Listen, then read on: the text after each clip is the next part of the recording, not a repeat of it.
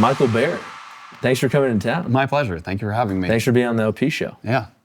Okay, so you're coming from just outside of Philly. Mm-hmm. How was the flight? It was early. I guess, yeah. Reba loves to book early morning flights. I'm a victim as well. It's mid-afternoon here, and I've already been awake for 13, 14 hours. Yeah. But yeah, smooth sailing. Good, man. Yeah. Good. Well, we start every episode of the LP show with the first segment, which is called Out of the Box. Okay. This just helps everyone watching get to understand you a little bit more, your background, experience, all that good stuff. Obviously, we'll talk about like this new venture that you just launched. Okay. Which is great because we play in the same space. Yeah. We have a bunch of customers. I would love for them to get their eyes on this and get to know you. Thank you. And what you've been doing for a lot of brands in the space. Cool. So out of the box, question number one, take us back to the beginning. What kind of inspired your start on this career path in CX? So I started my career right out of college in a pure sales role. So I was working for a really large bank. Slinging deals. Yeah, selling loans. So I worked for a really large bank for 7.5 years. What was the bank called? It was Wells Fargo. Okay, yeah. I think we know it. People heard it. Yeah, I think people have heard of that. Yeah. So I was there for 7.5 years, ran through the sales management path, but never really like truly loved sales. Like I was one of those people where I wasn't really good at selling, but I was really good at process. And I quickly kind of realized like, I'm just going to outwork and out kind of process people. And I did really well. Yeah. And then I was lucky enough to join LinkedIn like this is very early, like 2010. Okay. And so you're old. That's what you're saying. Yeah, I'm definitely You've been old. around the block. Definitely that.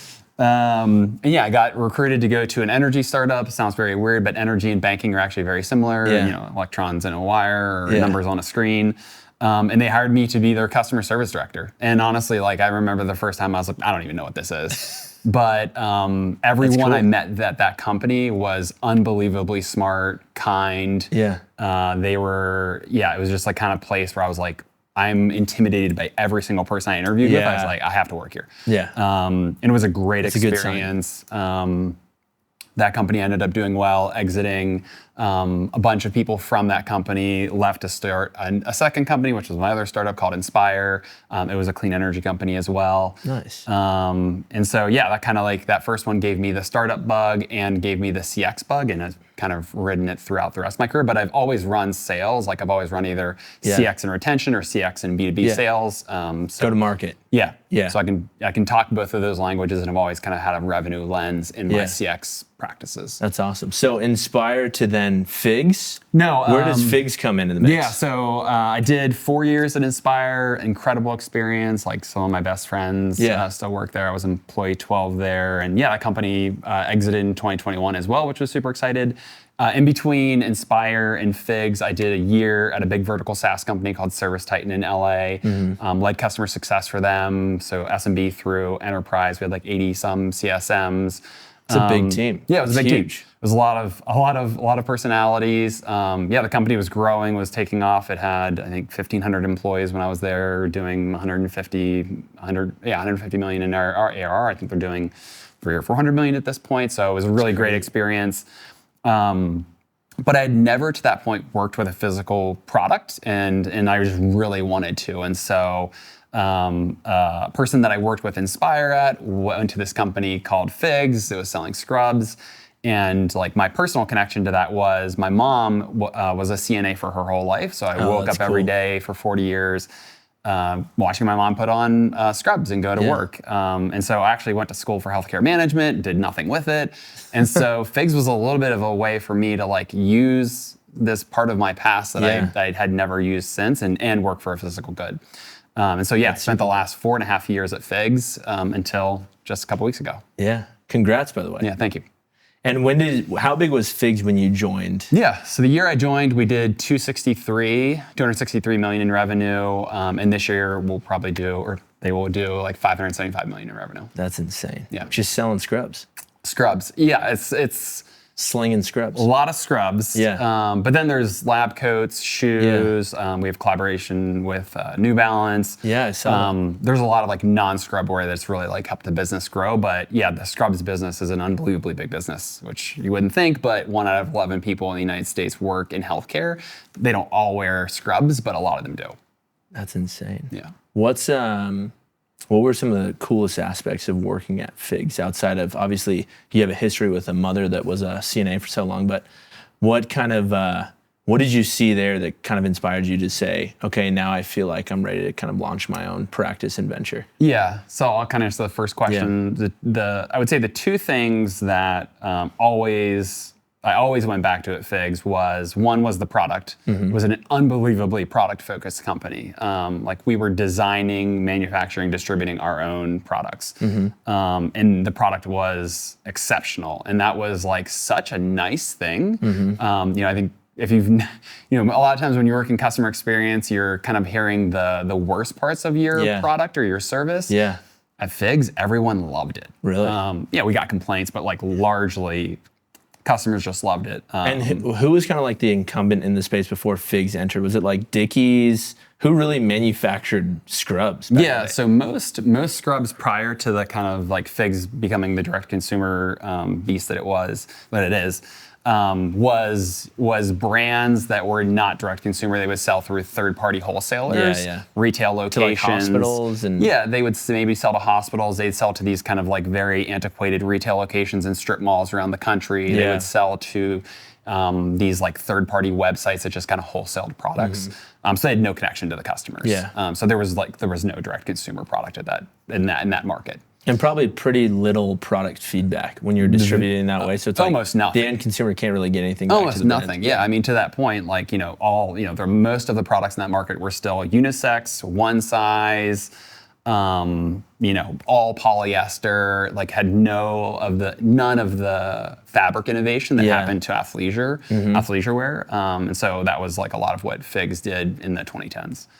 And then also just like being super close to the product. I think, one of the things I was really proud of that I did there was like build out the voice of the customer program and really bring us even closer to the customer feedback as much as possible. And I think it, was a really big tailwind to that process was like the CEO cared more about the customers, about the product than anyone. So she wanted to hear everything. Yeah. And so we were able to have a really, really close feedback wheel. And because we were direct to consumers, like we could literally take action on stuff every single day. Yeah. And we did. What were some of the tools that you guys were using for voice of the customer? There's this thing called Google Docs and Google Sheets. Yeah, there we go. Yeah, interestingly, like if you're in SaaS, I've heard of it. If you're in SaaS and you want to build a product that still doesn't really exist, there's not really any good voice of the customer tools. Like I looked at a lot of them, and they either cost hundreds of thousands of dollars, or they were kind of just like more beautiful UIs that didn't actually integrate all the tools. Because really, it's difficult. You need to be able to integrate CX ticket feedback from all your channels, all of your survey data, which is probably coming from multiple platforms, all of the social data, which most of the social data doesn't have APIs that you can get into, and then any other places where you're hearing customer feedback, communities, other places like that. And so there's not really like great tools that kind of pull all that together and help you weight it, compare it to one another, tell you who these customers are that do it. So, we invested a lot of hours, like tens of hours a week across the whole CX team, moderating all of the different channels that we got customer feedback on. They would dump into this centralized process that happened on a Monday. Myself and the analyst on my team would then kind of create this report that would then get distributed out to the whole company. We're not the whole company, most of the company. And we, there was a lot of times where I was like, God, this is so much hours, so much time, but it was so valuable. Yeah. I think it was like probably one of the most important things I did there. And I've run that process at a couple different companies. Yeah. There is still just not a tool that can really do that well. And I think like the other thing that makes doing voice of the customer really, really challenging is the person who puts it together or the person who distributes or the team that's going to be responsible for that has to be also super close to the customer. Yeah. And so the way that I did that personally was like I had one-on-ones with every single customer experience associate at Figs every month. That's crazy. At one point I was having... How many individuals was at one point I almost had 50 one-on-ones a month with these people. And every time I would be like, should I be doing this? But they were the most valuable conversations because what I could do is look at the data, look at like the trends that I was seeing, and then go into those conversations and be like, hey, I've seen X, Y, and Z happening. Like, tell me what's going on. And they could actually verbalize to me like actually what's happening. Yeah. because they know it better than anyone. Yeah. And so I think if you're a brand and you've outsourced your customer experience, you're using AI for that, like there's reasons to be doing all of that stuff. But what you will sacrifice in efficiency is really close voice of the customer, really close product feedback. That's interesting. And if you're an early brand and you're launching new products, that's gonna be a detriment to you making the best product in the market. I think like what Figs and what so many companies that I've worked for did really well was be as close to the customer and as close to that product feedback as possible to make it as good, to make it better and better. Yeah. A little bit of a long-winded. No, that's a lot of meat there. Yeah. So the other part of your question was, how did I get to the place where I knew I wanted to do it? Mm-hmm. You know, I don't know if there was any single moment. There were definitely a lot of individual moments over the last couple years. I was really proud of what we built at Figs. I was really proud as I looked around of the customer experience team that we had, the people that we had, the processes that we had, the results that we were driving. Similar at Inspire, similar at ServiceSite and some of my other companies. I kind of got to this place where I was like, I really love customer experience. I'm very proud to work in this industry, and I'm really proud of the teams that I've built and the people that I've hired and the results that we've driven for the businesses and the meaningful difference we've made in customers' lives. And I just see so many brands like kind of struggle with this. You have founders that don't really love their customer experience. They're like constantly worried about it. They're not proud of it. Yeah. And their customers don't love it. Like you can kind of just see it. Like they don't feel good about any aspect of like the buyer journey, the post-purchase experience, when they contact customer service, like whatever it is, like they don't like it. And so I really set out to be like I want to help founders and senior leaders like build a customer experience that they are proud of and that their customers love, because I saw that multiple times at my past jobs. Is it because the founders at what point does the founder of the brand that you're working with or the company, SaaS, whatever, get too far removed from the customer experience in which they feel a need to like hire someone like you to basically like almost like reattach them? Do you find that you're typically doing that in a lot of cases? You know, I don't know if, like, I think there's some like founders. Bring them all together again? Yeah, right? You kind of become the glue there? Yeah, I think there's some founders who are always going to want to be really close to the customers. And, you know, particularly in SaaS, like that becomes a place to be, you know, at ServiceSite, for example, like the co-CEOs sold a lot of our customers and had like personal relationships with a lot of them. So they would hear a lot of feedback. That's great, but if you're a SaaS company and you have 3,000 customers, if the CEO is only hearing from like 13 of them, that's not really the voice of the customer. That's the voice of your customers. Yeah. And so what I also try to like help businesses do is get a holistic view of what the voice of the customer is, not just this noisy minority, not just what you see on social, not just what you read in Instagram comments. Because like, it's just going to be skewed. And so how do you have that holistic view? How do you weight it all? Who are the people that are actually saying these things? And I think once you put all that together, and like I said, there's kind of three big pillars that I typically see in particularly e-commerce businesses, you just get a better view of what customers are saying. That's fantastic. Yeah. A lot of good tidbits there. Yeah.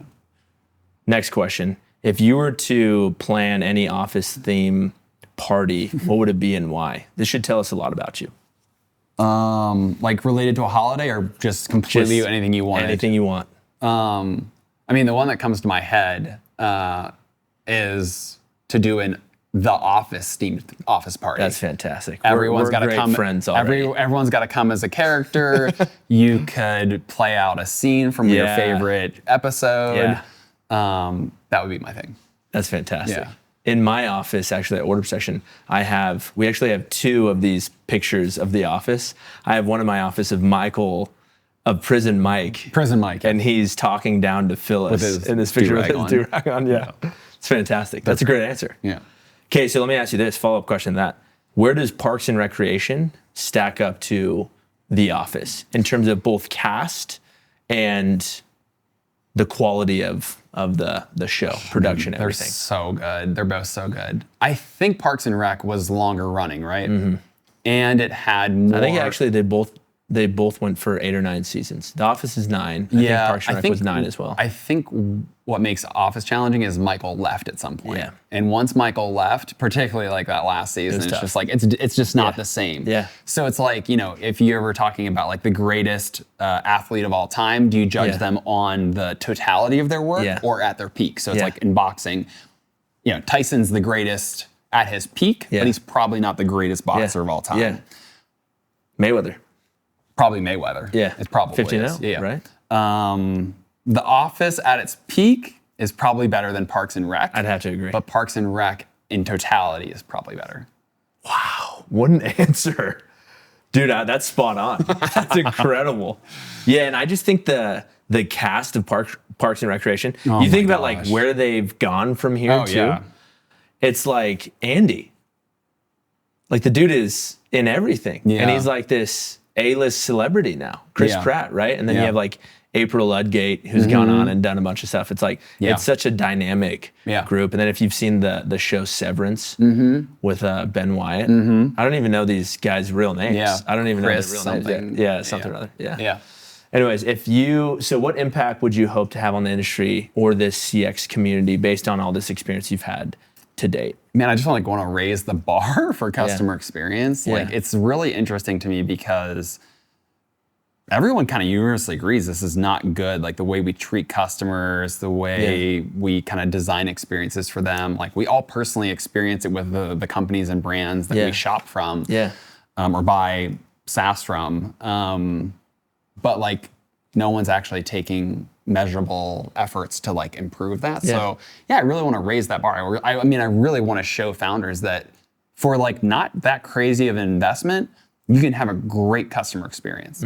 You can have something that you're really proud of that you don't have to worry about, that that is actually like meaningfully helping and growing your business versus like something that you're just constantly trying to band-aid. And I think like, I worked for a couple startups that brought me in probably earlier than they needed to.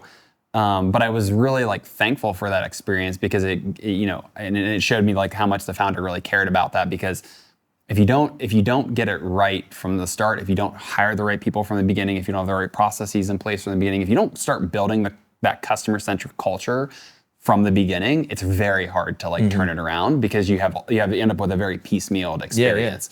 And so customers experience this where every single time they interact with the business is a different experience. Every single time they want to get help, it feels like it's just way too much effort. Yeah. They feel like the policies are for the minority, not the majority of people. So hopefully raise that bar.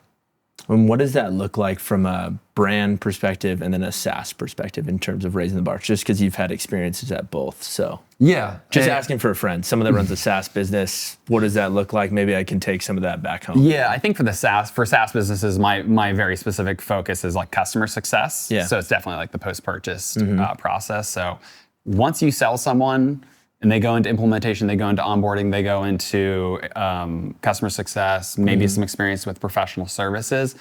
How do you create I think first and foremost, what is the holistic or like kind of theoretical view of what you want your customer success team to be? And then like functionally, what do you want them to be? Because I think, one of the trends or one of the things I've seen with almost every SaaS company I've ever talked to is like, they don't really know like what they want their customer success team. Do they want it to be retention focused, which is a lot of upsell and cross-sell and renewals? Do they want it to be advocacy focused, getting referrals, references, white papers? Do they want it to be loyalty focused, driving NPS?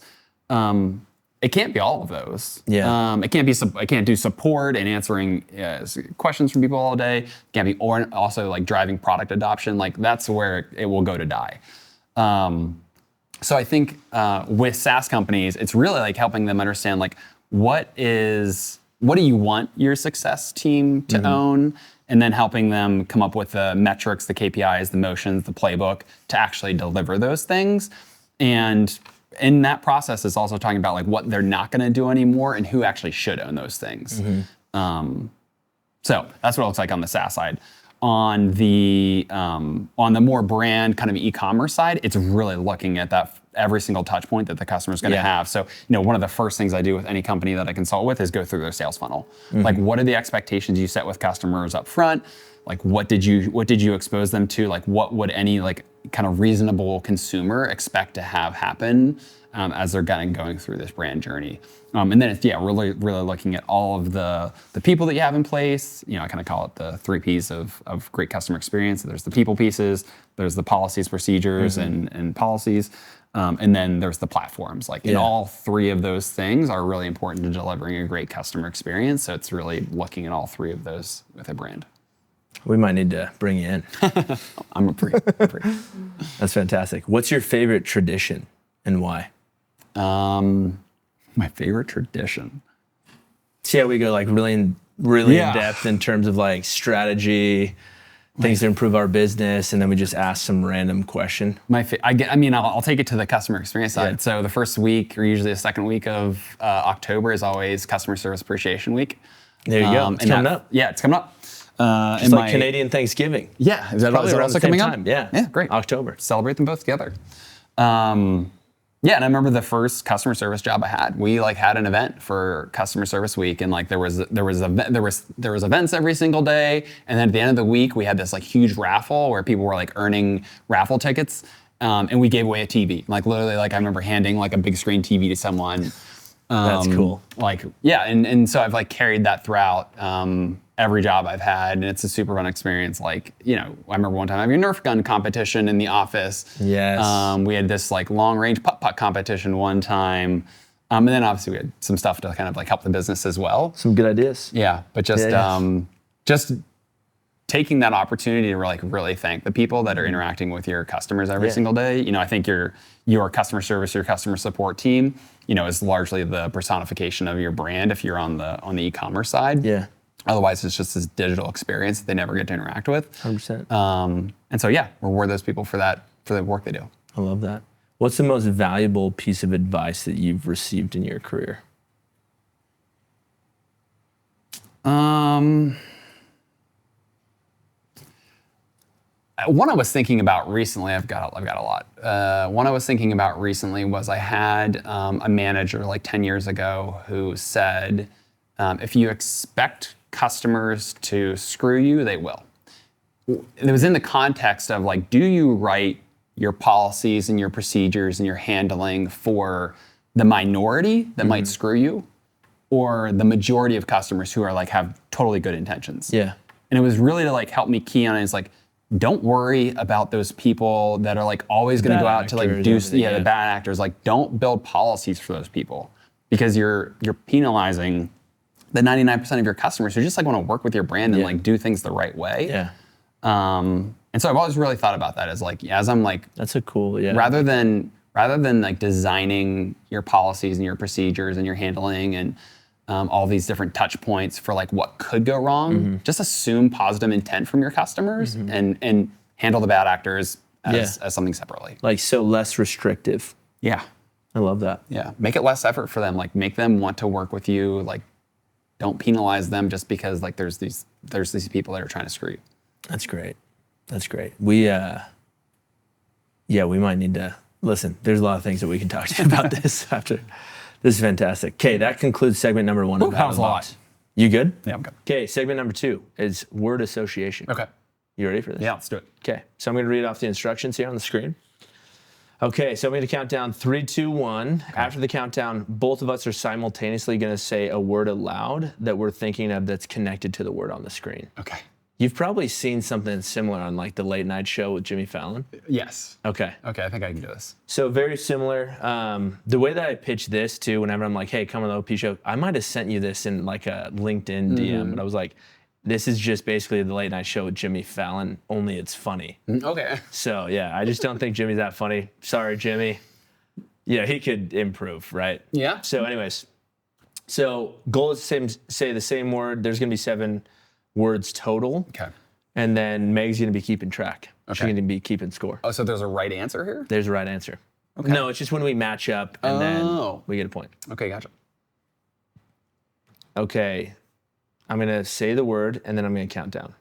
Beach, 3, 2, 1, sand. Oh, nap. Nap.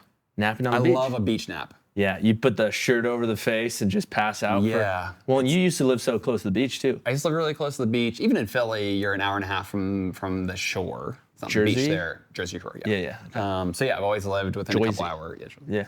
I love a good beach nap. Really? Yeah. See, but I feel like the sand's kind of lumpy. Like Yeah. I'm a back sleeper, so I don't like a lot of lumps. I don't think that's the case. Okay, cool. Yeah. I don't know what beaches you go to. They sound lumpy. Yeah. Just Shouldn't be California beaches, yeah. Anyway, so lumpy sand. Okay, so we didn't get that one. No. We'll go on to the next one. Okay. Number 2. The word is zoo. 3, 2, 1, animals. There we go. Nice. Okay, number 3, floor. 3, 2, 1, hardwood. Clean. Clean. Yeah. You love a good clean floor. I do love a clean. My house is a 1960 mid-century Ooh, modern. It's yeah. all hardwood floors, which is great, but Yeah. you got to clean them. Tough all with the time. kids though. You know, it's not great for How many that. kids do you have? I have one. One kid, yeah. Tough with kid. Slides around a lot. Yeah. It is kind of nice though. Like you do the, what's that like Tom Cruise where he's got the long white Slide shirt? in? Yeah, and you Yeah. slide in with the Yeah. socks. Yeah.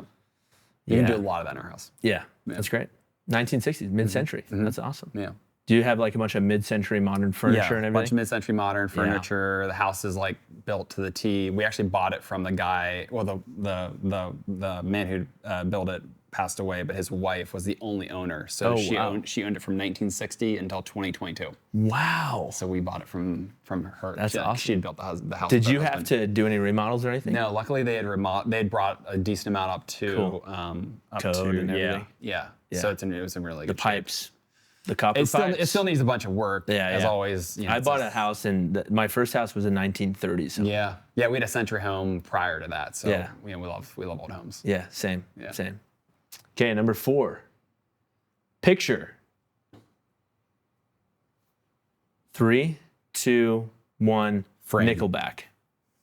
I was thinking of picture and then photograph. Photograph, yeah. And then Have I you just seen the thought Nickelback documentary on Netflix? No. It's.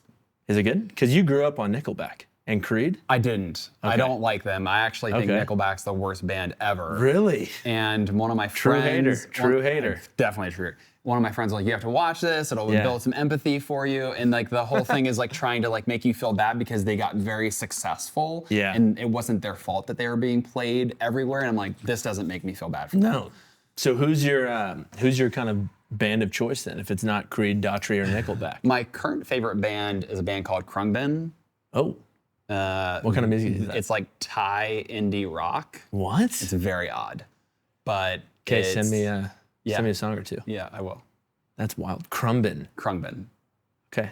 They're out of Thailand? They're not out here. of Thailand. They're out of Houston, Texas. Houston, Texas. Wow.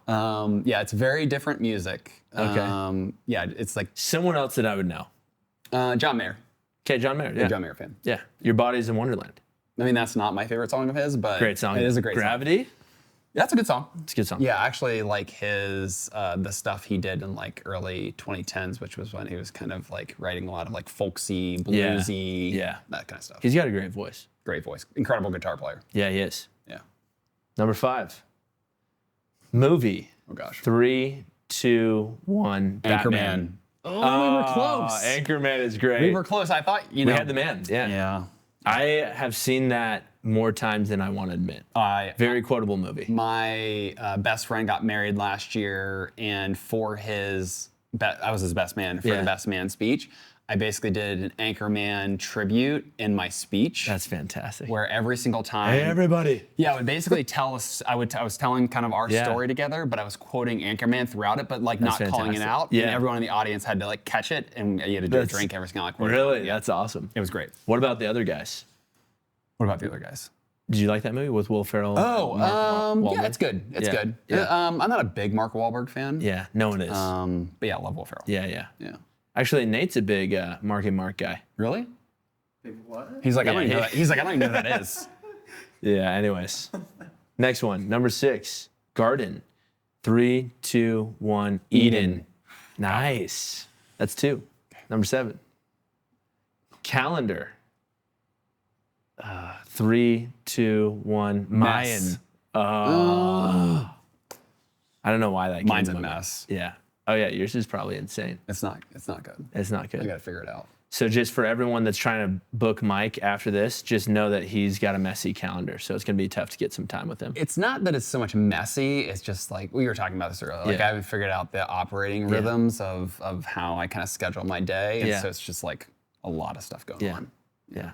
That's a Q1 of 2025 goal for you. Yeah, there we go. Get the calendar under control. I mean, I got to fix this next week. Yeah.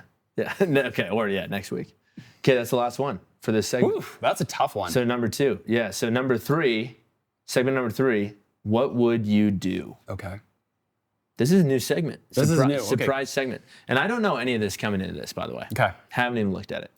Okay, so do you want to read off the instructions for us? Players will be given 5 different scenarios. They will both discuss what they would do in each scenario and why. Love that. I feel like this is like a bit of a moral challenge. It's like there's that Carl Quintanillo show. Like I think it's called "What Would You Do?" It's like they put these people in these terrible moral conundrums. Where like, are you gonna stick up for this old lady who's being harassed? Yeah. I hate that show. It's like, why are we doing this? to humans? We'll just skip this segment. Yeah. Okay. 1, unexpected windfall. Here's the scenario. You receive an anonymous $1 million donation to your personal bank account with no strings attached. What do you do with that money? An anonymous donation. Oh man.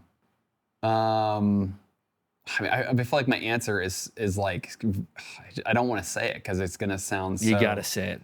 Yeah, so like my family is big supporters of Charity Water, which is a charity based out of New York that helps build water filtration systems around the world for people. Most people don't know, but 800 million people in the world don't have access to clean water. That's crazy. And it causes a lot of issues. Yeah.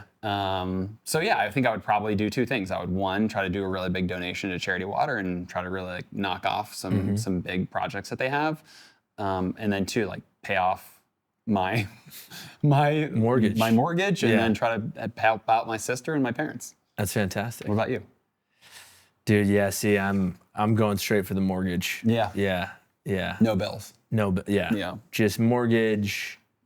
I mean, but a donation sounds like I've got to redonate that, right? Like if I'm getting this money from nowhere, it's like, okay, where do I go? Yeah. I don't know where I'd go with the. Do you have like a favorite charity that you support? No. Yeah. I need a list to start like thinking about where Scott Harrison, the CEO of Charity Water, kind of said, I remember heard him say like a long time ago, there's a lot of problems in the world. Find the one that breaks your heart and learn a lot about it and really invest into that versus trying to like solve all of the world's problems. Yeah. And I remember that was the moment where I was like, I want to learn a lot about this. I want to feel really confident that the money I'm giving them is actually meaningfully doing something, and I'm positive it does. Yeah. And so we've just kind of chose that's going to be the one that we're going to do. I think something for me, so I served a mission in Ghana when I was 18, and then I was there till I was 20. My thing is like anything with kids, like helping kids out, because I saw so many deprived kids there. And I'm like, anything that I can do to basically like help out those kids. Yeah, I don't know what that looks like. There's probably so many different avenues you can go down that with that. But yeah, I would, especially like Africa. I just love the people out there. They're some of the best people on earth. So I'm with you. Anyways, number 2. You want to read this one? Yeah. Scenario is you bump into a celebrity you always admired in a random coffee shop. They're alone and seem open to chatting. How do you handle the situation? Ooh, it's Will Ferrell. Oh man. He's in a Starbucks in LA.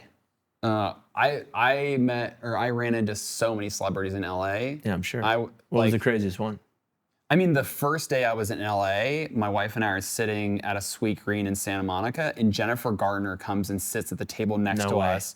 And then Ben Affleck comes up. What? This is 2015. When they were married? I think they were divorced at this point. Oh, that's too bad. And we're like, this is our first day in LA. Yeah. And then Ben Affleck, big guy in person?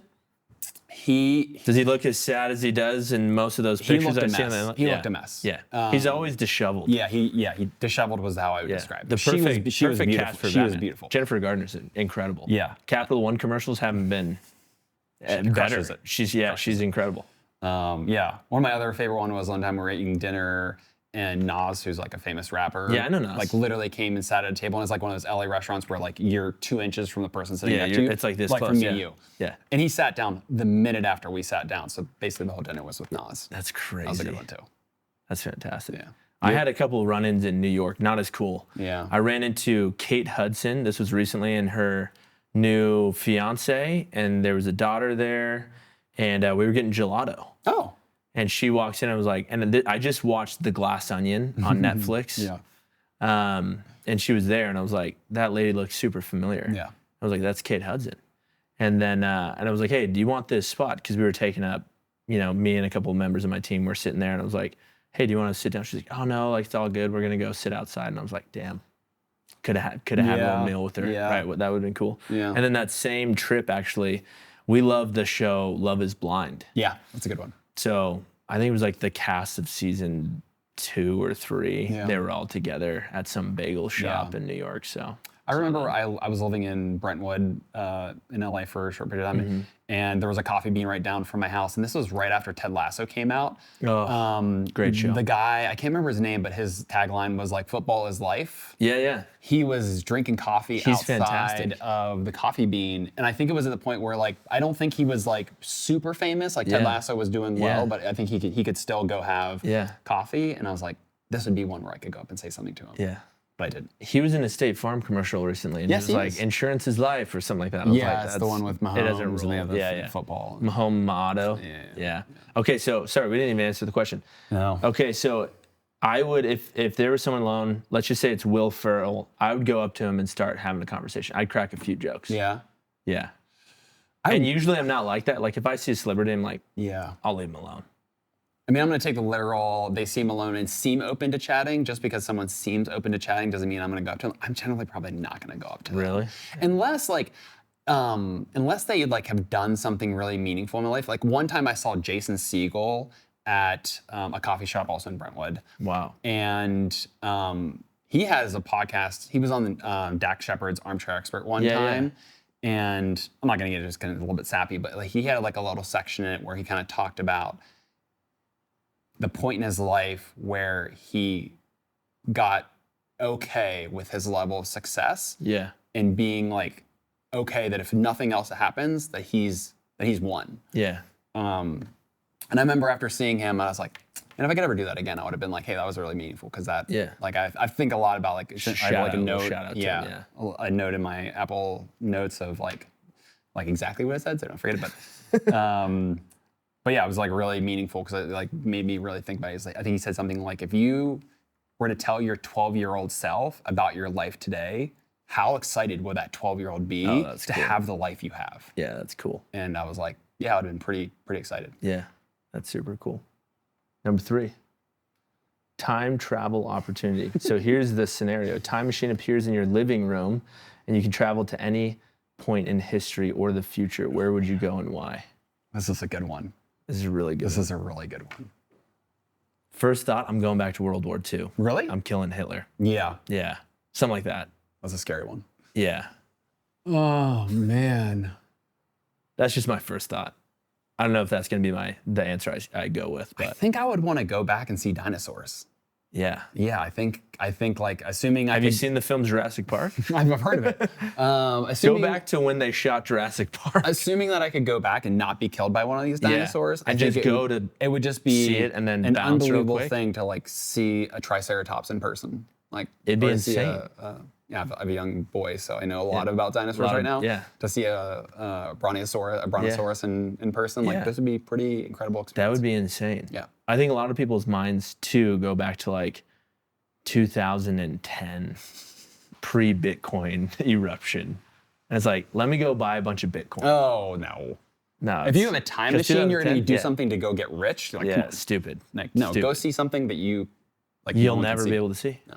I love that. Yeah, I think I'm going to stick with mine. I'm going to go kill Hitler. Yeah, I like that one. Let's go. Yeah. Okay. Number 4.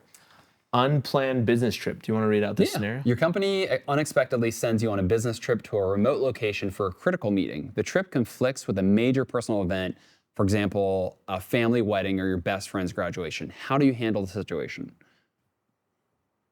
This is so easy. Okay, go. Yeah, you don't go on your business event. Yeah. Family wedding or your best friend's graduation. You're going to miss a family wedding or your best friend's graduation for like some business event. Yeah. No. Stupid. Yeah. No. Next one. Next. Yeah. both agree on that one. Dream job offer. Here's the scenario. You get offered your dream job, starting your own business, but it requires relocating to a different country. You're currently settled and happy where you are in a mid-century modern home in Philly, outside of Philly. Do you accept the job offer, and what factors influence your decision? You know, You're feeling nice and comfy. You just bought a house in 2022. I know. You got a boy. Early. You got hardwood floors throughout the place. So this one's actually pretty easy for me. And Order Protection is asking you to relocate to Utah. Okay, well, this is a different country, not a different state. Oh, that's true. That's different true. country. So when my wife and I first got together, we actually wrote out a bucket list together. Oh, wow. And we've hit a bunch of them, but one of the ones we've not How long hit, have you been married? 13 years. Congrats. Thank you. One of the ones we've not hit yet is living in a foreign country. Yeah. And so I would think, And now's kind of the opportune time. I would think you a get lot someone about to this rent your one. house. Yeah. Yeah, my wife's a mental health therapist. That's not quite as like transferable true. to other places. She can't even do her job from other states sometimes. So assuming it's in a country where we want to live, Where's the country you guys would want to live? we really want to live in Mexico. Really? Yeah, we've been there a bunch. Yeah. Love the culture, love the people, Yeah. love the food, Yeah. love the weather.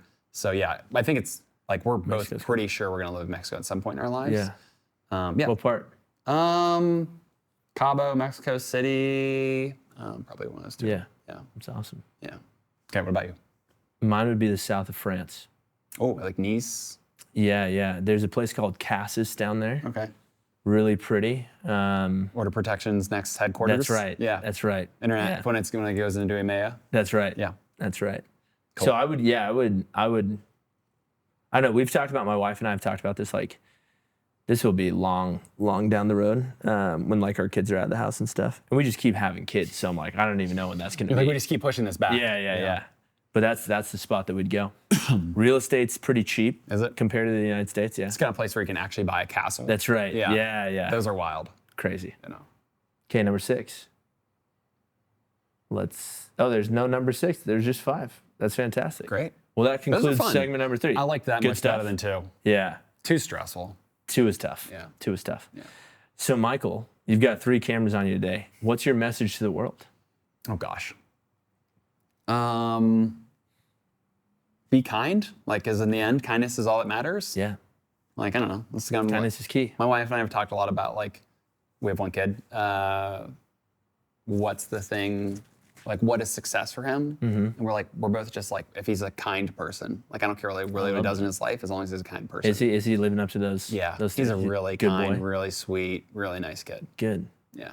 That's what it's all about. He's only 7, so, you know, we'll see. My we'll see 5-year-old how is it like plays that. out. Yeah, my 5-year-old is very sweet. He's very sensitive. My 3-year-old, kind of tough. She's Working on it. she's so sweet and such a cuddle bug, but she can butt heads. Yeah. Yeah. She's got big Some of that personality, which is kind of good. Some of that's the youngest, like just not Yeah. feeling like she Yeah. gets the Yeah. attention she deserves. That's exactly right. That's tough. Yeah, that's tough. Yeah. Well, thanks, Mike. Thanks for you jumping for on the having show. me on Thanks for here. coming out to Utah. Yeah, this is a pleasure. Cool. Thank you. That's a wrap.